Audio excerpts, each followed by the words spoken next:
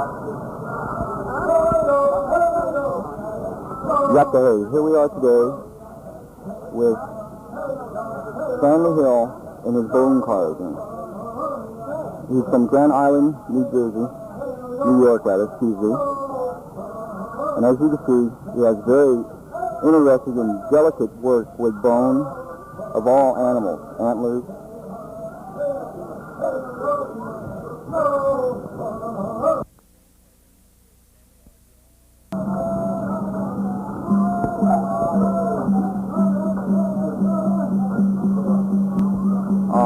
Here we are today at the festival with bone carving with Stanley R. Hill from Grand Island, New York. Stan, how did you get interested in bone carving? It came purely by accident. I was working with steel all my life, and I just wanted to fool around with something. Picked up a piece of bone and got working, and as a result, after about 2 years of work. Are you teaching younger people around yourself? Other people? No. This is a personal art for yourself, self-benefit. Yeah. Where do you collect all your antlers and things like that? Different parts of the country. Wherever I meet someone who has antlers that they don't need, I either trade or buy them. And I go hunting myself. I noticed some of your objects, you have your feelings behind each individual object. They're more or less self-speaking to yourself then, I guess. Yeah. Every carving I know by heart, really. And while I'm doing it, I do have I can't explain it. It's a separate feeling from anything I ever had as I do these carvings.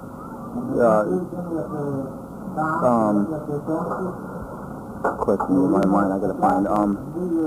Like, say for instance, this eagle dancer. This is, how'd you come about the feeling for it? Well, an eagle dancer amongst all us Indians has been quite significant throughout the years. So that's my version of it. I just wanted to do an eagle dancer. There's no real reason for doing it. I just felt like doing it. That's the way all these carvings are. What are these little figures in the lower end of that eagle dancer? Well, they're the false face.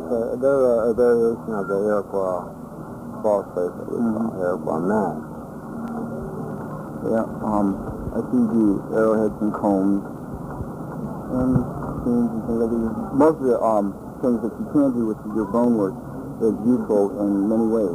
Oh yeah, I can even with the small pieces. This one here, I gave this to my wife for Mother's Day. I belong to the turtle clan, so I did this one project specific with something specific in mind. This represents myself, the turtle, and my wife is the beaver, and these are our 4 children. You'll notice I put the beavers all on her tail, which occasionally the little beavers do right on their mother's tail. So that's what that means. That's one of the carvings that does have some meaning behind it. Very fine work, then. You'll notice this.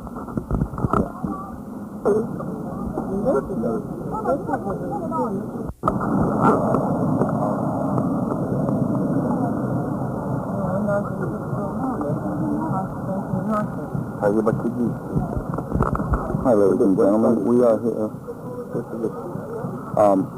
Here we are at the Festival of American Folklife with William Kamonda. And he's going to explain to us on how he goes about making his canoes for his people. William? First of all, we are the Algonquins from the north.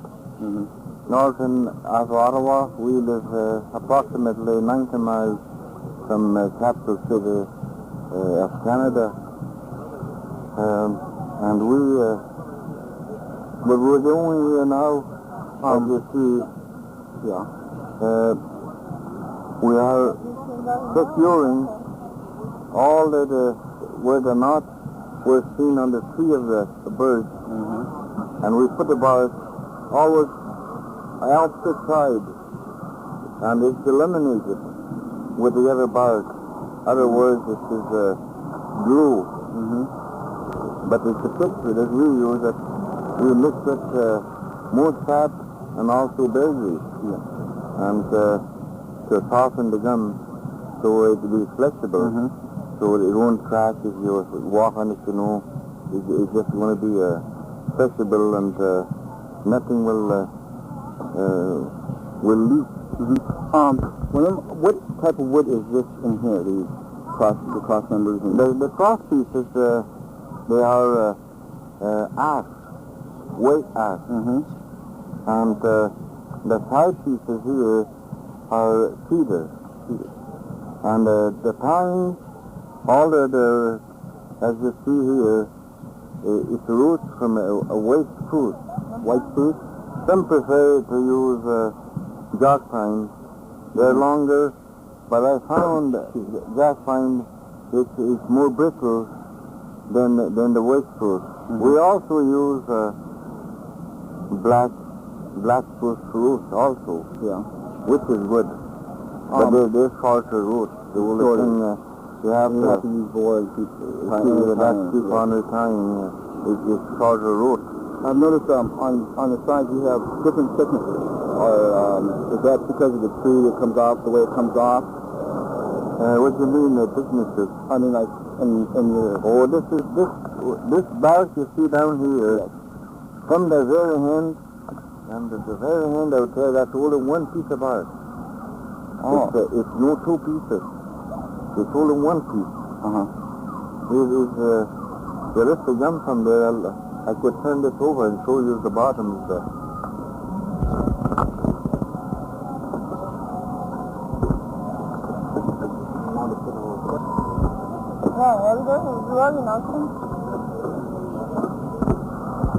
So, as you see, there's only one piece of bark. It's not two pieces. But this coloring you see here is because it's being wet. Rain or something. And after I wet this bark here, it'll become this color also. It'll be this color. And then we'll be designing on it. And your designs mean, significant designs mean to your own beliefs, to your own... No, we put our animals that we live in. Yeah, we put the bears, the bear on it, because we eat bears up there. And especially the main meat is moose. And we got a few deer too. But a deer meat, you call that here, I think it's another name, a deer. In our language we call it uya. Yes, I mean in English language they call it a different name. I know this is kind of was now on what's this one here?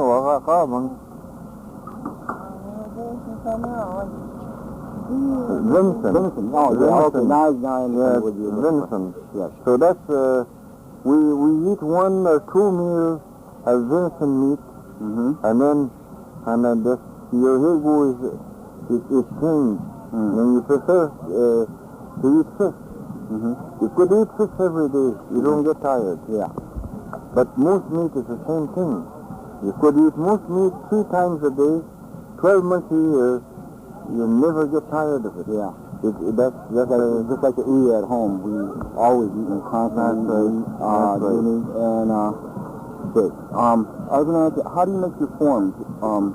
The form, we form it on the stake, on the ground, as just like old times.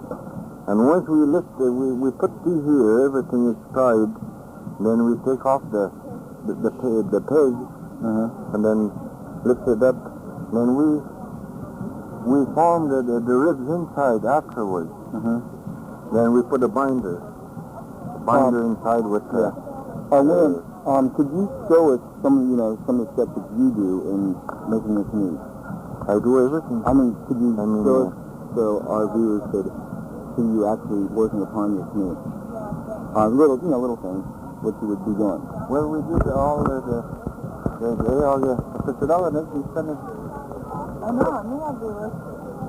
Och ligga mest av det kvar i... Ja, men jag tror att... Så, det ligger mest. Det där var det var nu.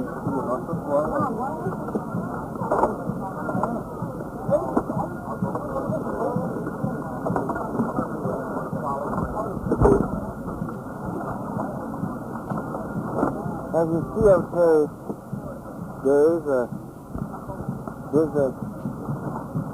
this feeder here is made around this way, and this will be getting on. And our pieces will get under that. We choose always the widest. The more money. The better.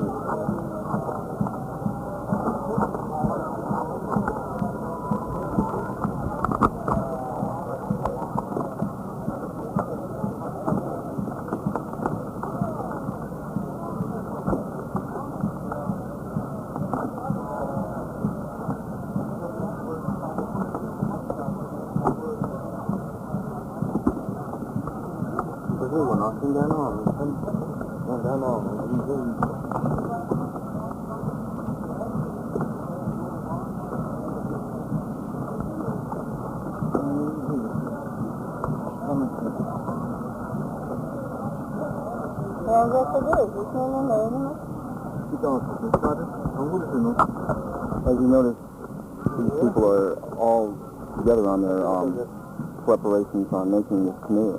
They all help each other in doing these things. They're very good with this craft, as you can notice.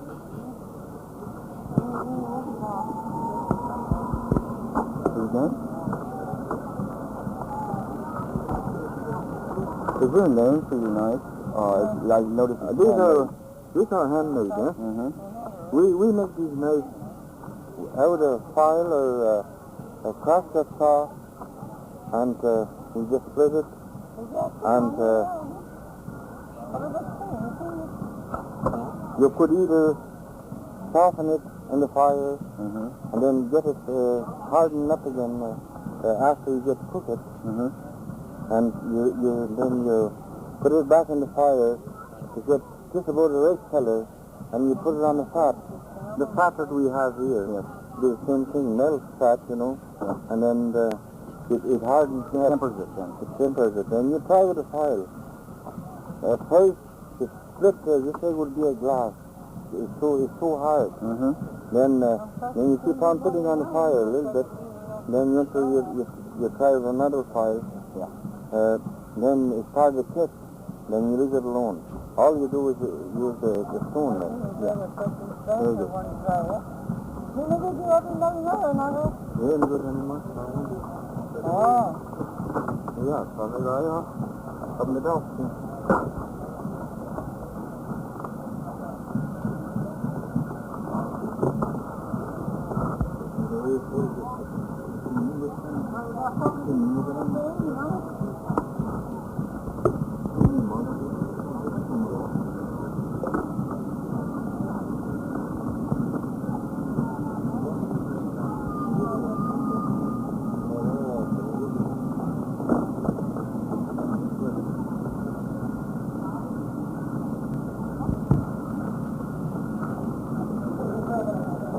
No, kumano yung gusto na may also. Excuse me, while you do this, is this your family? This is my son and this is my wife. That's Mary and her Sonny. Mary and Sonny. Yeah. Father's name is Sonny. And we have one great grandchildren. Apparently, night before last, we got a call at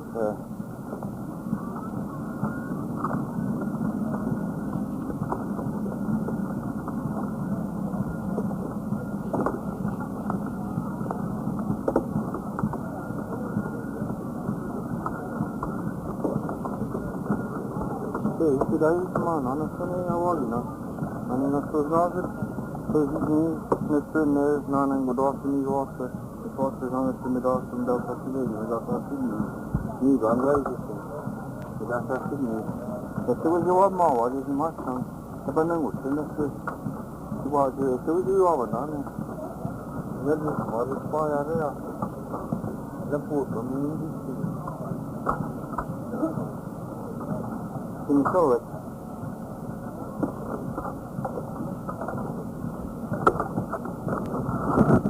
These Foster's honest in the dark from Belfast to Vegas. We got that Sydney. You promise.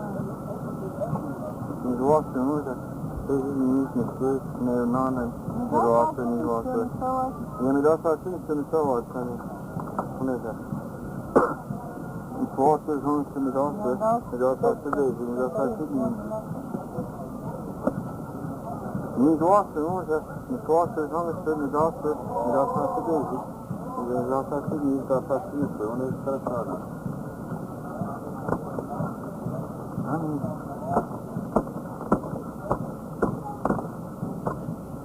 So, that's part of starting to finish like that, and we'll put more out here and more ribs until we finish up the hand also, and we do this up to here, then we start the other end, and that's.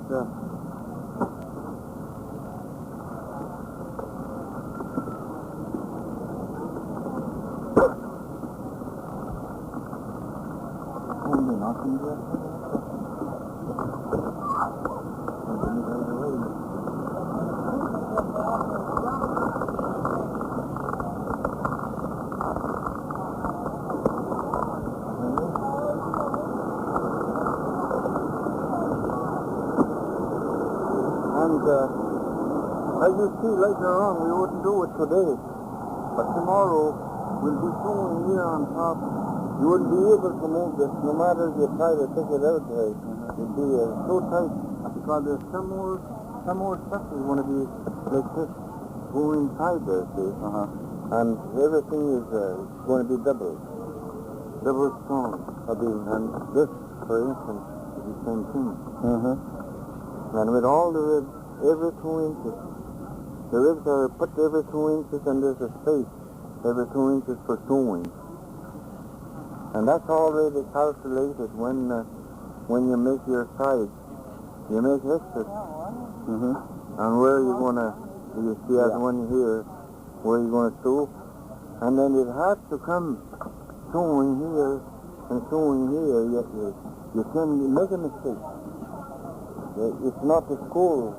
The old people, long time ago, my ancestors, had never went to school in their life. And they were precise, and the length and everything was perfect. Perfect, for very precise. It's not the engineering department, it is a trade. Just it's natural. It's a natural thing. So that is that simple for us. And you carry the tradition on for your people. And my grandchildren too. His son, he was supposed to come here, and he's writing presently the 12th grade government exam in Canada. He plays hockey, and he plays baseball in summer, and he's quite active, and he's a very strong boy, and he's probably taller than we are. He's not so big for the kids. I wish I was him and start and know what I know now. And at 17, I would say, geez, I have something, I have it made. For a parting question and a parting statement, I want to thank you for having this interview. Oh, very good. Very good. Take you to better places. Very good. Anytime you come up north and find Chief Kamonda, they'll tell you where I live. Fine. Okay? Thank you. There we are, ladies and gentlemen. That's our interview. Thank you.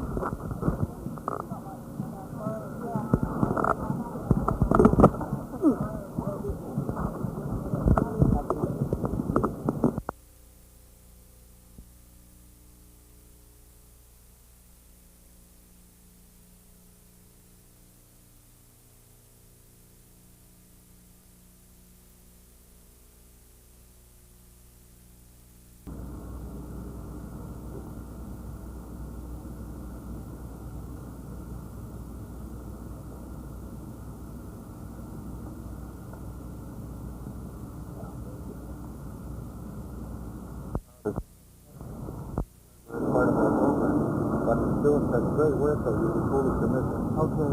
Okay, I'll make a recommendation to the one of the companies.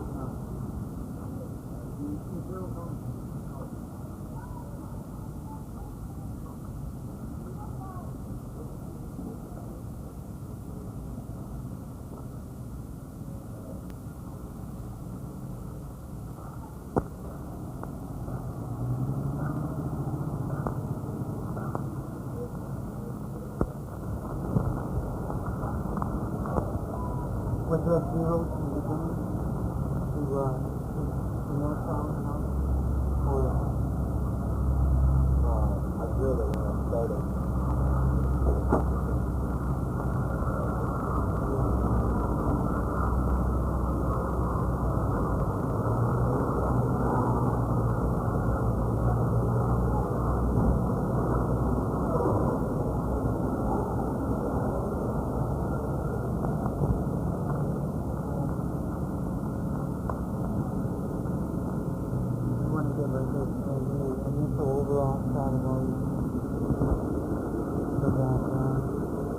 Later on, when we edit this, we'll be adding maybe some music or some of the conversation like later over this.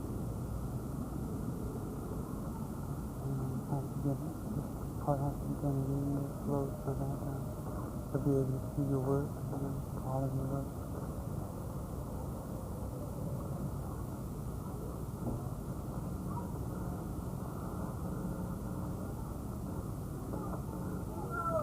What is the title of like this part of the exhibit? This is a 1976 bicentennial. Was it Washington D.C. or? No, so far as what I can gather from what they told us, that we wouldn't be considered in doing a bicentennial project because our particular group don't feel like we should be celebrating a bicentennial or something like that. There was a question that we might not even come.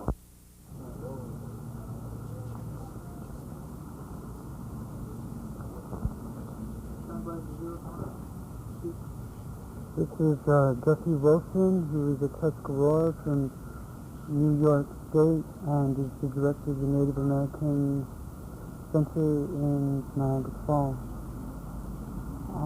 Could you tell us about the sculptural pieces, Mr. Wilson? Yes, I started doing sculpting in 1969 when I happened to be in the state of North Carolina where we come across this stone. And I took some of it home and started working on it and developed myself into a carver. Previous to that, I'd never done any carving or went to school for it. So all the things that you see here on the table are my own ideas. They are not copies of anything. They are things that pertain to the Iroquois culture. Particularly this object in the middle, which has a lot of history and a lot of stories to it.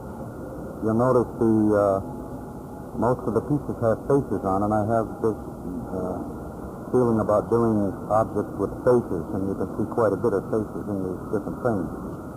These pieces are kind of what I have left out of approximately 800 pieces that I've done since 1969. I carve very fast because I usually take the shape of the stone and work something from that, so that means I don't have to shape a square stone to a round one or a round one to a square one. And if you'll notice on these pieces, you'll see their original shape, particularly this one here. Could you possibly hold that piece and show us?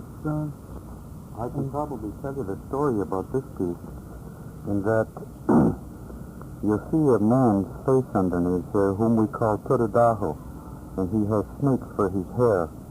At the beginning of the formation of the Iroquois Confederacy, Turadaho was a very evil man, and so evil was he that he had snakes for his hair. But when the Confederacy was formed into a peaceful government, and they took the name of Turadaho, and today one of the highest titles of the Six Nation Confederacy is Turadaho. And today he no longer has snakes for his hair. He's a person like me and you, has good ideas and so on. But I do a lot of these pieces because they look nice when they're finished, and the title of Turadaho means something to me. On the bottom, you'll see a wampum belt design. Wampum belts, of course, you can see in these learning centers that wampum belts are indicative of the Iroquois culture.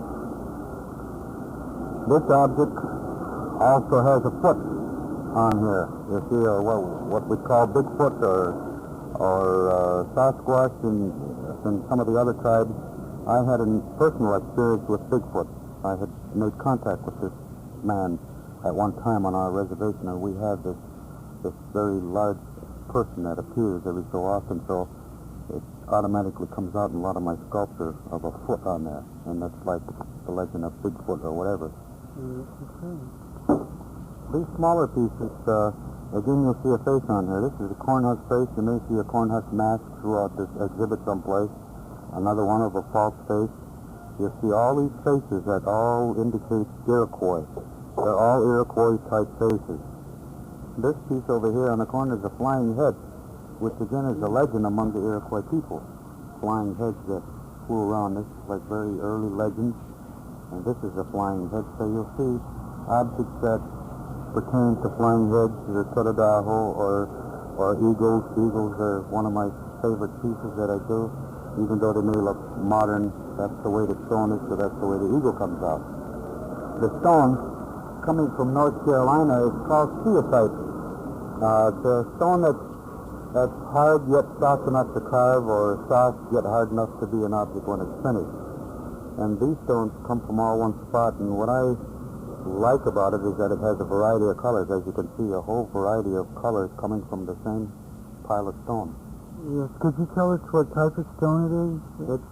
It's called steatite, and in North Carolina there's probably 10 different forms of steatite and probably 7 or 8 different colors, and I just happen to find this one location, and I prefer to use this stone because I've become accustomed to it now. This stone over here on the table, this is soapstone. This is not one of my pieces with the red on, but it comes from Quebec, and you can see the difference in that stone and this here. I prefer working in these browner stones because they have the more earth color or more natural colors to them. What type of tools do you use when you work with sculptural pieces? Actually, most of the time when I get old files and little chisels, I make my own tools to work with, and I find that it works better because in some of these things you'll see little specks. That's iron pyrites in there. And unless you have a good tool, you continually dull your tools because of that iron. And so most of my chisels and little knives and stuff, I make my own tools. What are your plans in the near future in terms of your sculptural pieces? Well, since we opened the Native American Center in Niagara Falls in 1975, I've become very busy with that center, which means that I don't sculpt as much as I used to, or probably as much as I should. But I've had classes in Niagara Falls teaching other Indian people who I know have a talent, and they are taking on the sculpture world among Iroquois people, and some of them are making very good living from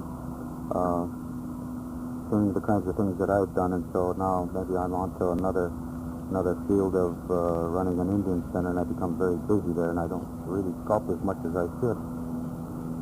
I see. Is there anything else with your sculptural forms that you think you could talk about or you feel are important that people who see your work should know? Well, in 1973 they had the Sculpture One contest at the Herb Museum in Phoenix, and they sent me a letter and asked me to put an object in there, and up to that point I never did compete for any prizes, and I just make pieces and sell them as they sell.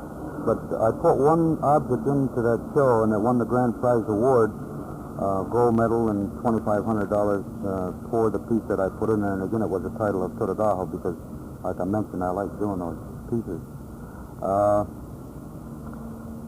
The Department of the Interior Arts and Crafts Board has, I'd say, probably most of my best pieces. The Arts and Crafts shop at the Interior Building buys smaller pieces and they resell them.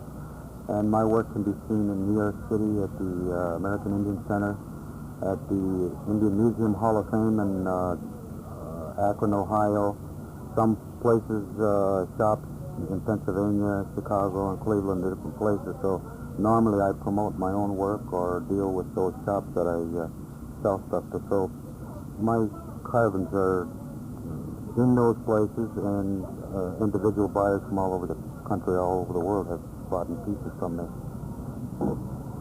Well, thank you very much, Mr. Wilson. I think your work's very incredible, and thank you again for taking the time to tell us more about your sculptural pieces. Right.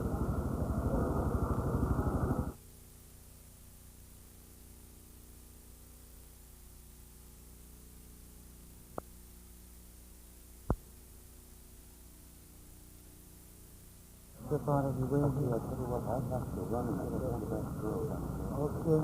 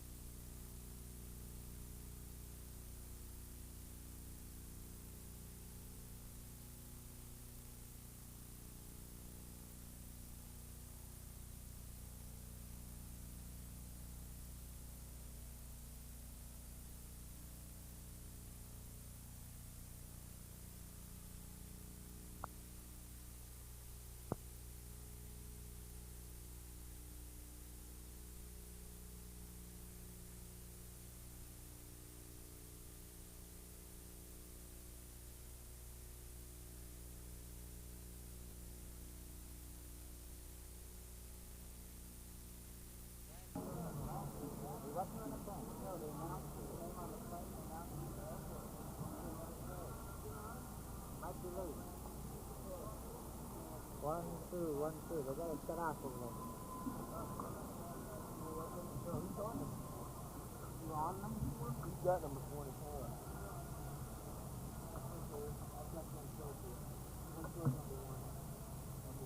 Alright, that's this one.